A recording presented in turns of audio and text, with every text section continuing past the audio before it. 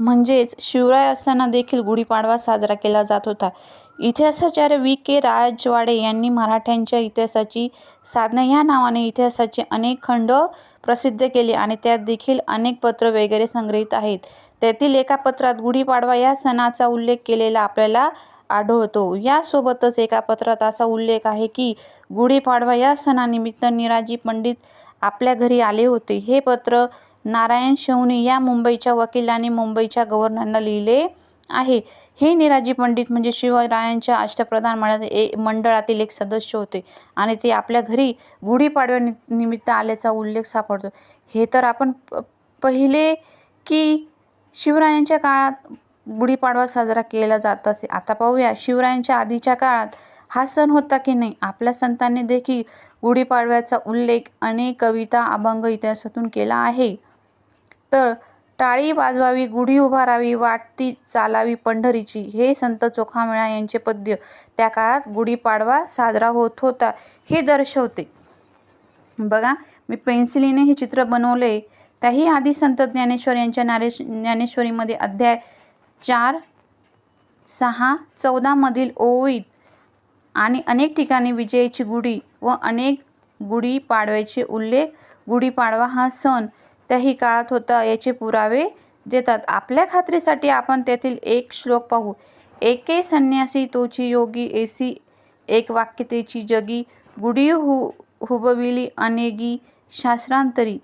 संत एकनाथ महाराजांच्या भागवत ग्रंथात देखील अनेक वेळा गुढीपाडवा या सणाचा उल्लेख झालेला आहे. एकनाथ महाराज भक्तीची आनंदाची यशाची रामराज्याची निज धर्माची गुढी उभारावी असे सांगतात.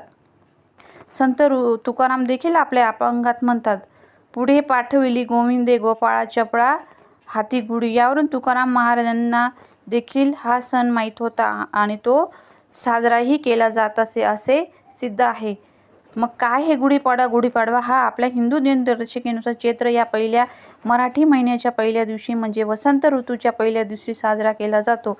म्हणून या सणाला हिंदू नववर्ष असे देखील म्हणतात. हिंदू धर्मातील 3.5 मुहूर्तापैकी हा एक मुहूर्त आहे आणि या दिवशी सगळी नवीन आणि शुभ कार्य केली जातात जी नक्कीच लाभदायक असतात. आपल्या दारात उभारलेली गुढी ही समृद्धीचे आणि विजयाचे प्रतीक म्हणून उभारली जाते. भारतातील अनेक संस्कृती तसेच भारताबाहेर म्हणजे आफ्रिका, इस्रायल, युरोप अशा देशात अनेक धर्मातील पुराणांमध्ये काठी पूजेचा उल्लेख केला आहे. जी आपल्या हिंदू धर्मात आपणही काय म्हणून वापरतो? काठी मनुस्मृतीतून आली हे साप भपंग आहे. आपल्या पौराणिक कथांमध्ये सुद्धा एका राजाने इंद्रदेवाने दिलेल्या काठीची नवीन वर्षाच्या पहिल्या दिवशी पूजा केली आणि त्याच्या प्रती आदर व्यक्त केला आणि मग पुढे अनेक राजांनी देखील काठीला वस्त्र बांधून किंवा लावून ही परंपरा पुढे नेली. आपल्या पुराणानुसार ब्रह्मदेव यांनी याच दिवशी विश्वाची निर्मिती केली आणि पुढे याच दिवशी प्रभू श्रीराम देखील आपल्या रामराज्यात वनवास संपवून आले होते.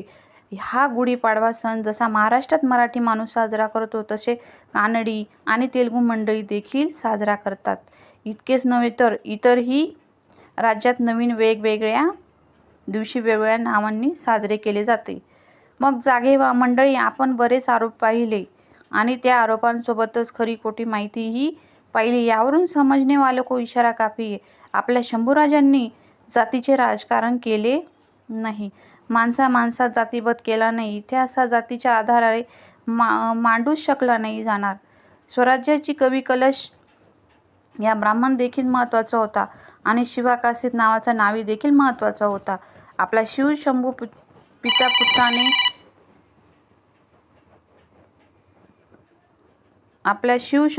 पितापुत्राने जात पात विसरून आपल्याला एकत्र यायला शिकवलं. आपण एकत्र राहावं म्हणून शंभूराजांनी प्राण दिले आणि आपण त्याचंच नाव एकमेकांना प्राण देण्याच्या गोष्टी करतोय. राजे आज असते तर खरंच म्हणाले असते की यासाठी केला होता अट्टहास स्वराज्याचा. तर आपण बघूया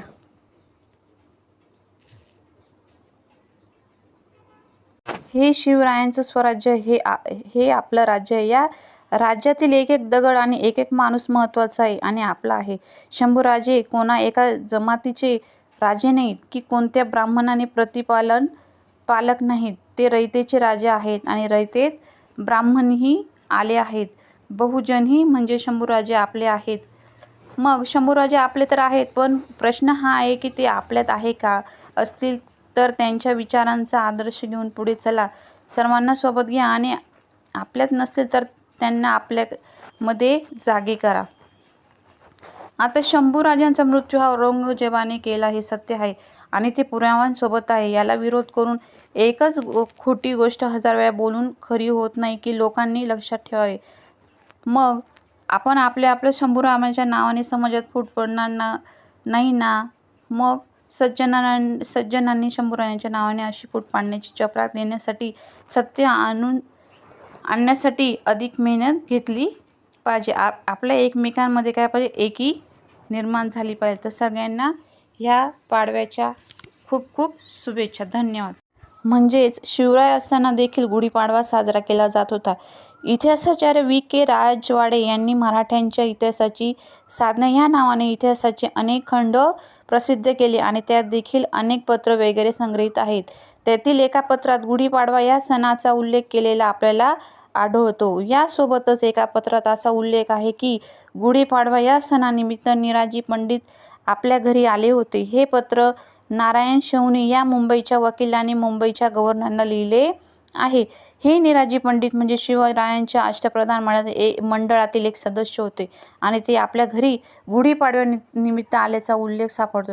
हे तर आपण पहिले की शिवरायांच्या काळात गुढीपाडवा साजरा केला जात असे. आता पाहूया शिवरायांच्या आधीच्या काळात हा सण होता की नाही. आपल्या संतांनी देखील गुढीपाडव्याचा उल्लेख अनेक कविता, अभंग इतिहासातून केला आहे. तर टाळी वाजवावी, गुढी उभारावी, वाटती चालावी पंढरीची, हे संत चोखामेळा यांचे पद्य त्या काळात गुढीपाडवा साजरा होत होता हे दर्शवते.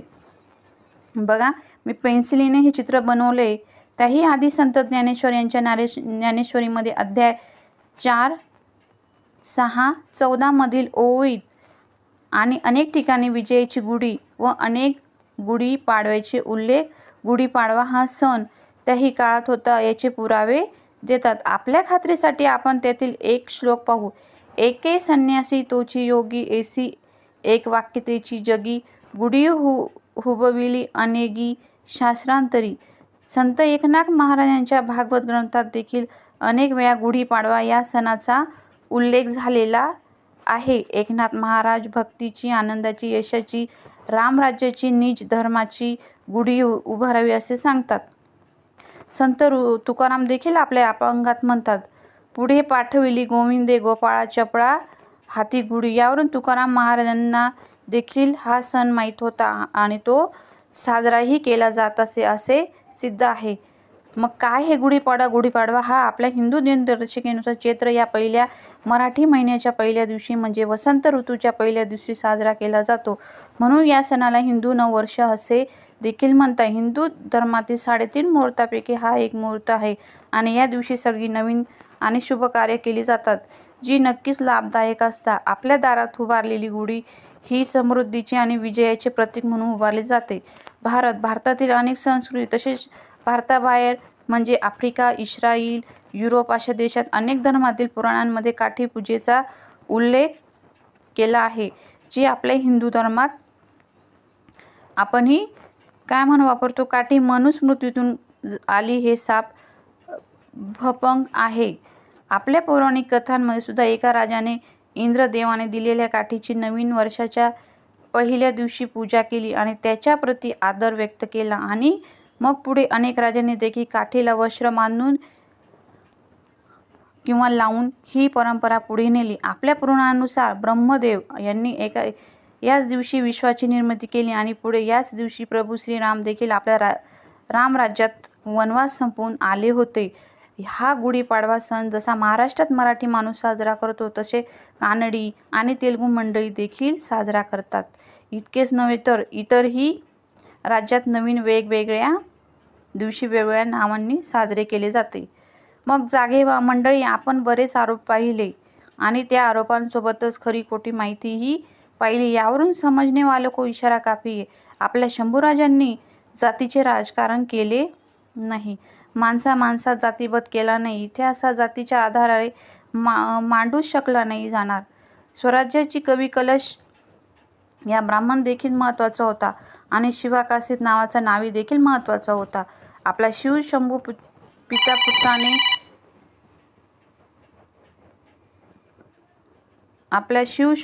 पितापुत्राने